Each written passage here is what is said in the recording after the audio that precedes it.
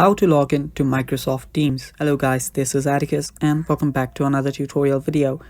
In today's video, I'll teach you guys how you can log in into Microsoft Teams account. So let's just get started. First, you'll have to download Microsoft Teams.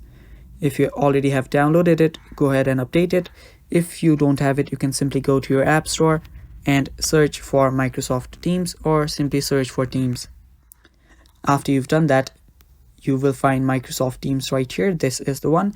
Install it. If there is an update available, tap on update and update it. Now, if you have already previously logged into your Microsoft Teams account, the login process is going to be really simple. All you need to do is tap on your profile. If you are trying to log in with another account, tap on use another account and just type in your email address here.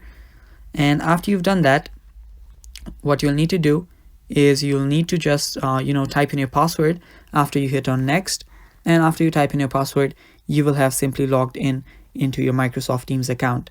And it's really that simple, guys. That is how you log in into your Microsoft Teams account.